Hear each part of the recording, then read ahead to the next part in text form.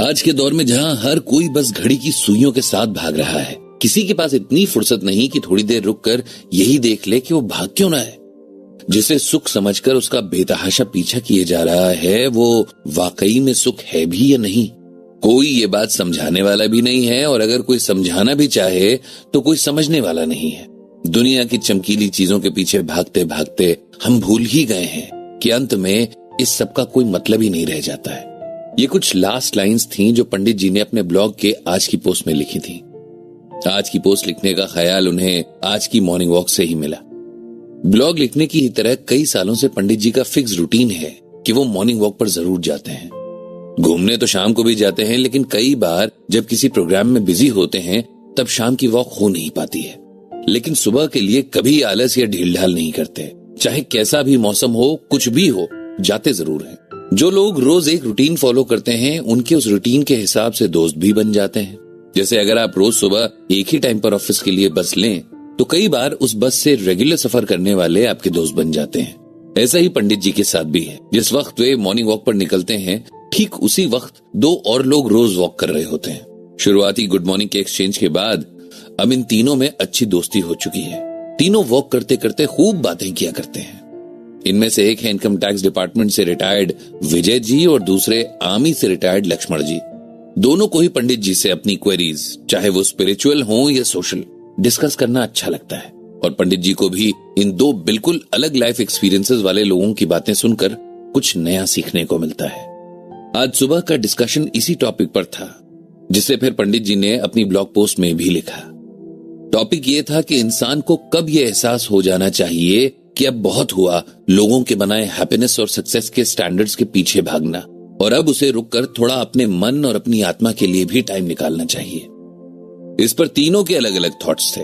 विजय जी को लगता था कि ऐसा एक सर्टेन एज के बाद ही होना चाहिए। लक्ष्मण जी का मानना था कि रियल लाइफ में स्पिरिचुअलिटी काम नहीं आती है, वहां आपको दुनिया की तरह ही सोचना और एक्शन लेना होता है। जबकि पंडित जी का मानना था कि जिस तरह हमारी बॉडी को नरिशमेंट की जरूरत होती है, उसी तरह हमारी सोल को भी होती है। दोनों में से एक भी कमजोर हुआ तो इंसान मुश्किल में आ सकता है। पंडित जी की बातों से लक्ष्मण जी डिसएग्री करते थे। उनका ऐसा करना भी पंडित जी समझते थे। उन्होंने अपनी ज्यादातर जिंदगी ऐसे माहौल में काटी थी जहां हर वक्त बस एक ही लक्ष्य आपके दिमाग में होता है। उससे ज्यादा सोचने का न तो टाइम होता है, न ट्रेनिंग ही मिलती है। लक्ष्मण जी ने पंडित जी को एक बार अपनी कहानी सुनाई थी। आज पंडित जी को बार बार वही बातें याद आ रही थी। बहुत छोटी एज में एक रोड एक्सीडेंट में लक्ष्मण जी के पेरेंट्स की डेथ हो गई थी। उनका कोई भाई बहन नहीं था। रिश्ते के एक चाचा ने लक्ष्मण जी को पालने की जिम्मेदारी ले ली और उनसे जितना बन पड़ा उनकी देखभाल की। उनके अपने बच्चे भी थे, इसीलिए जो फर्क अपनी सगी औलाद और दूसरे बच्चों में हो सकता है, वो फर्क वहां भी मौजूद था, जिसे एज बढ़ने के साथ साथ लक्ष्मण जी महसूस भी करने लगे थे। लेकिन वो कर ही क्या सकते थे। यही क्या कम था कि उन्हें घर और एक छत मिली हुई थी।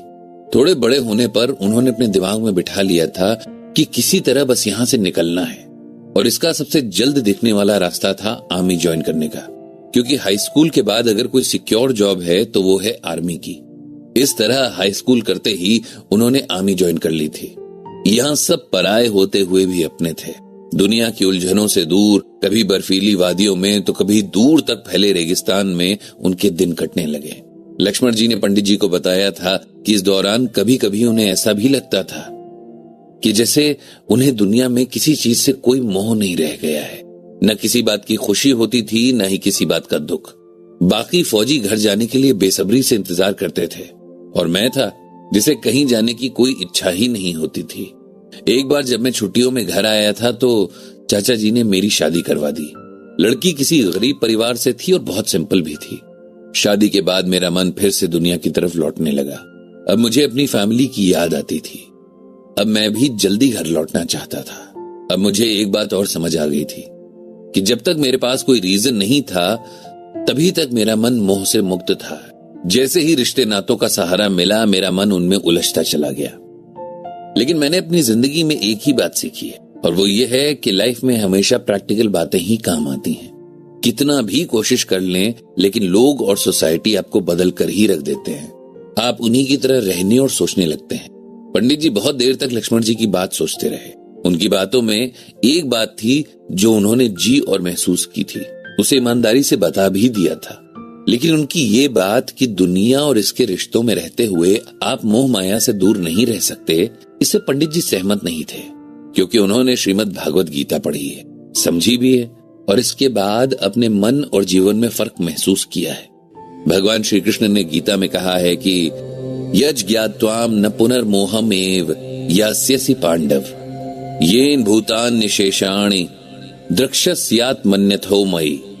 इसका अर्थ यह है कि भगवान श्री कृष्ण अर्जुन से कहते हैं कि हे अर्जुन, स्वरूप सिद्ध व्यक्ति से वास्तविक ज्ञान प्राप्त कर चुकने पर तुम पुनः कभी ऐसे मोह को प्राप्त नहीं होगे, क्योंकि इस ज्ञान के द्वारा तुम देख सकोगे कि सभी जीव परमात्मा के अंश रूप हैं, अर्थात वे सब मेरे हैं। इसे सिंपल वर्ड्स में ऐसे समझिए कि गीता ज्ञान पाए हुए भक्त से सही तरह से गीता ज्ञान समझ लेने के बाद इंसान दोबारा मोह के जाल में नहीं फंसता है, क्योंकि उसे पता चल जाता है कि दुनिया की हर चीज में मेरा वास है और सब मेरा ही रूप है।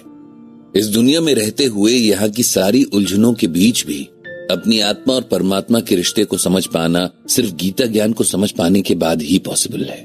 गीता हमें सिखाती है कि कैसे पानी में रहते हुए भीगना नहीं है, मतलब इस दुनिया के सब काम करते हुए भी ये नहीं भूलना है कि हम परमात्मा का ही अंश हैं और हमारे शरीर बस एक रोल निभा रहे हैं। इस बात को समझने की कोई उम्र नहीं है कि आप बुढ़ापे में गीता की ओर लौटें, बल्कि अच्छा तो ये होगा कि जिंदगी में जितनी जल्दी आप इसे समझना शुरू करेंगे, लाइफ उतनी ही आसान होती जाएगी।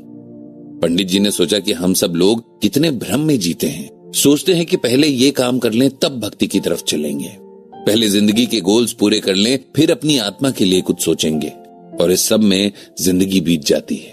उन्होंने सोचा कि ये डाउट दूर करने के लिए जितना उनसे हो सकेगा वो करेंगे। पंडित जी ने मन ही मन भगवान श्री कृष्ण से सबको सही राह दिखाने